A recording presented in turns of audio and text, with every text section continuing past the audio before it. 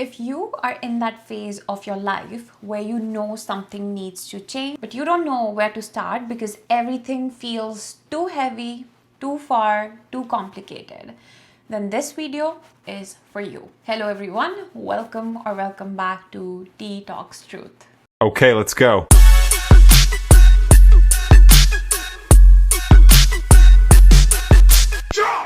So we have been fed this concept that transformation needs to be grand.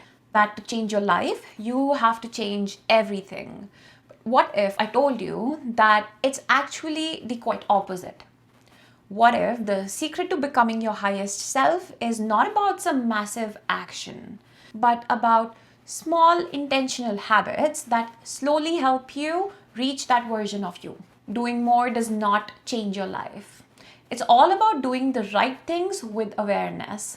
That is the key to change. In this video, I want to share 7 micro habits. Small enough to not scare your brain, but powerful enough to change your energy, your confidence, and the way you show up in your own life. And the best part, if you commit to them for just 21 days, you won't only see results, you will feel the shift inside of you. Because 21 days from now, you will be calmer, more grounded, more connected to the life that you actually want to live, not just the one that you have been surviving so far. So stay till the end because this is not a checklist. It's a guide to becoming that version of you who finally feels in control again. So let's get started. You see, the reason most of us don't change is not because we are lazy or unmotivated. It's because we think it has to be visible and dramatic somehow. We are sitting waiting for a perfect day to create this change, waiting for a surge of motivation that only lasts for a few days. But what we don't realize is that change is actually very subtle. It is noticed in the invisible things we do when nobody's watching. The 5 minutes of silence before you reach for your phone in the morning. The deep breath you take instead of reacting. The gentle no that you say when your peace is on the line.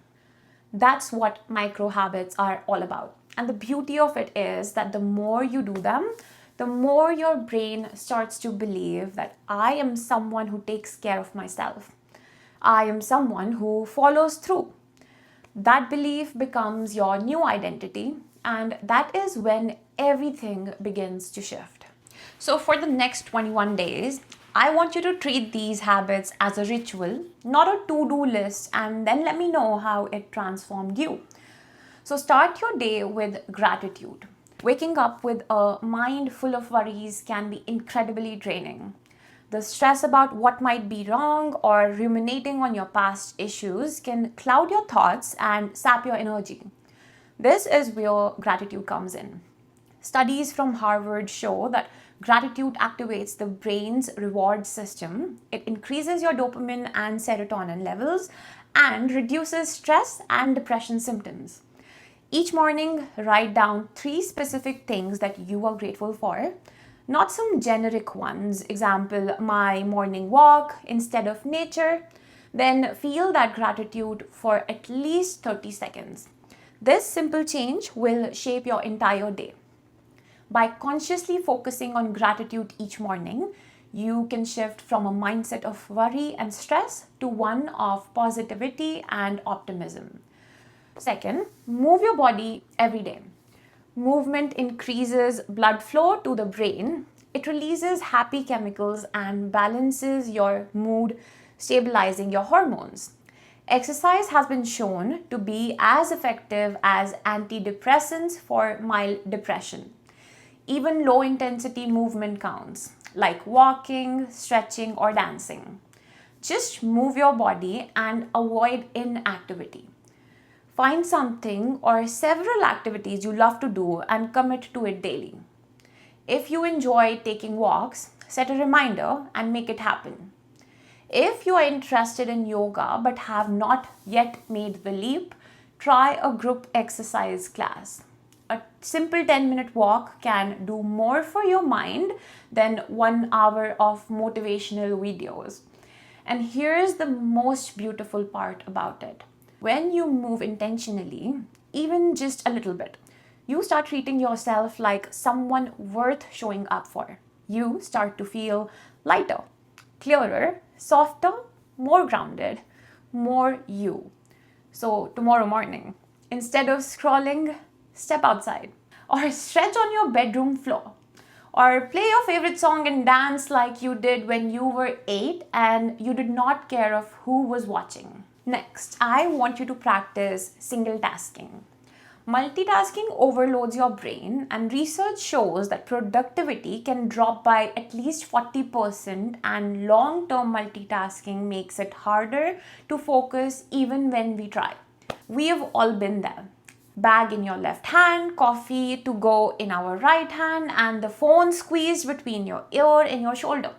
Well, this needs to change. To give you an idea, here is a list of things you cannot do when the challenge is to single task. Listening to music while running. Cooking and listening to a podcast together. Walking down the streets and scrolling through social media. It simply changes your whole life almost instantly. First day is the worst, I agree, but by day 2, you will notice that you will finish tasks quicker and better, which comes with a little extra boost of dopamine every single time. Not just that, a burst of creativity will flow within you like never before. You will be more present and clear in your head. What you can do is schedule a time for all the tasks that you need to get done. And don't forget to make time for things that you enjoy doing, like reading, dancing, or cooking. Whatever you do, make sure that it is the only thing that you do in that given moment. And then after 30 minutes, take a break and go back to it, or you can move on to your next task. If your phone is a distraction for you, just put it on Do Not Disturb or keep it in another room. I promise you, once this becomes a habit, your nervous system is going to thank you. So next, limit decision making. We make a lot of decisions every single day, even just within the first few minutes of waking up. Whether or not to hit the snooze button, what to wear, which is approximately 100 different decisions. When to turn on the coffee pot, or to be or not to be. That is the question, especially when you did not get enough sleep last night. The little decisions add up to be overwhelming.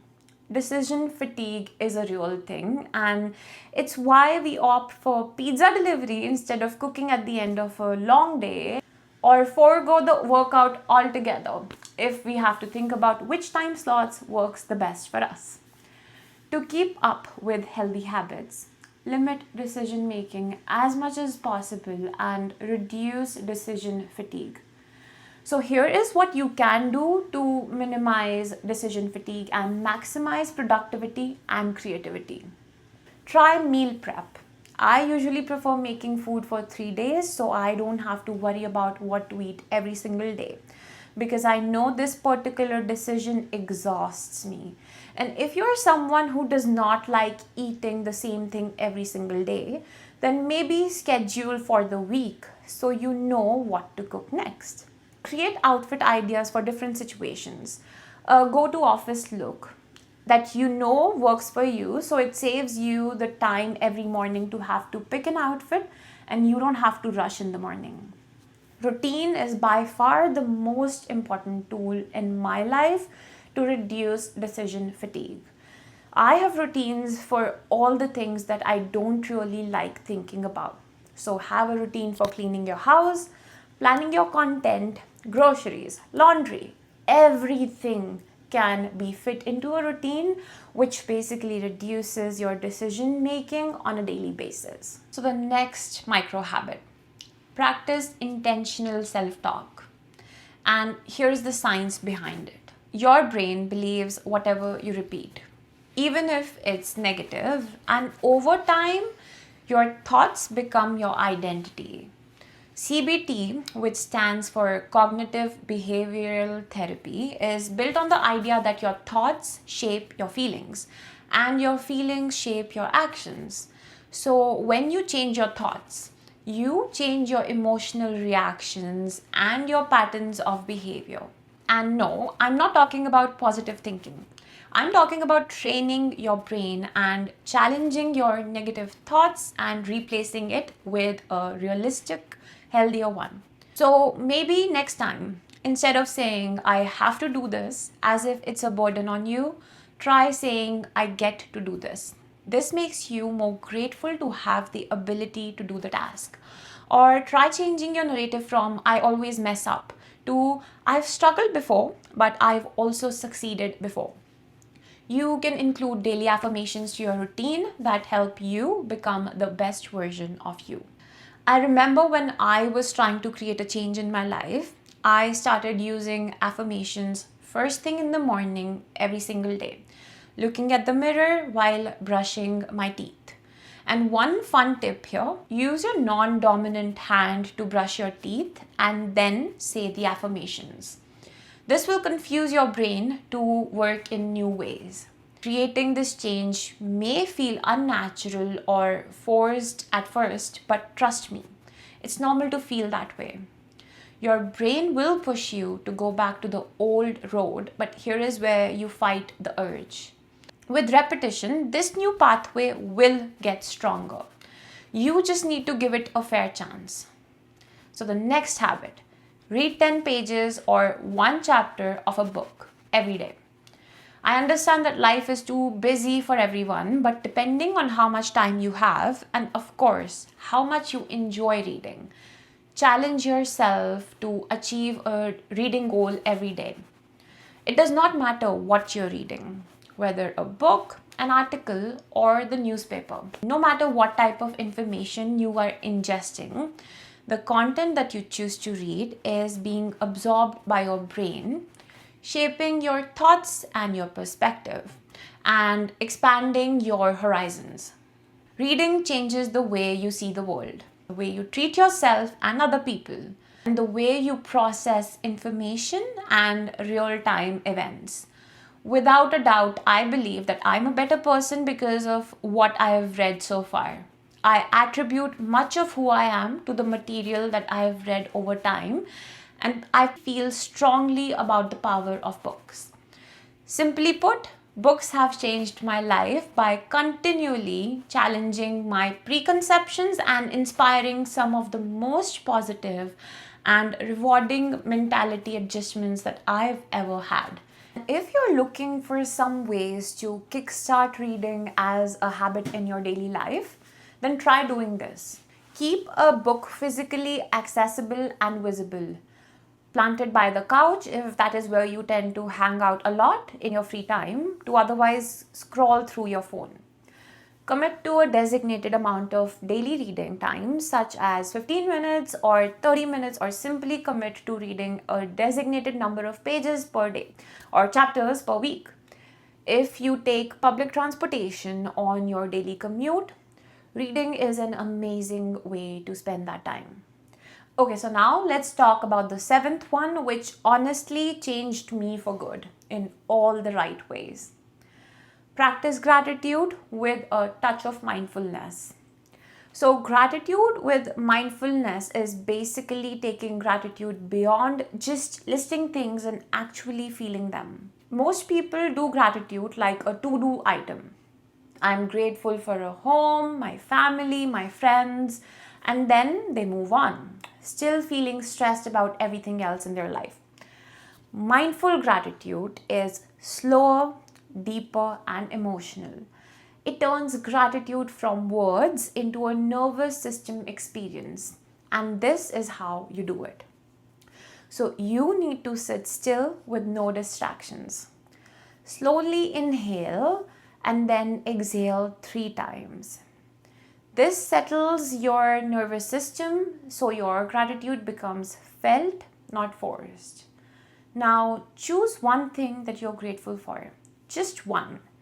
This part is the key because one thing deeply felt is more powerful than 10 things quickly listed. This one thing can be anything like your morning coffee, someone you love, your job, but just one thing, okay? Now ask yourself, how does this make my life easier? How would life feel without it? How has this supported me emotionally? This will basically trigger awareness within you, which is easy to forget on a daily basis when you live your life on an autopilot mode. Once you do this, you will feel it in your body. You might feel more relaxed in your shoulders, warmth in your chest, a small smile on your face, or a sense of safety. Maybe all of these things. This is the mindfulness part. Paying attention to the feeling, not the idea. Stay with the feeling for at least 20 to 30 seconds. That is what rewires your brain. Over the time, your brain begins to look for what's good instead of what's wrong. You naturally become calmer, steadier, less reactive, and more present. You start to complain less. You appreciate more.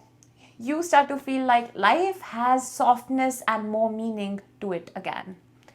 If you make this a habit every day, even just for 1 minute, your emotional baseline changes.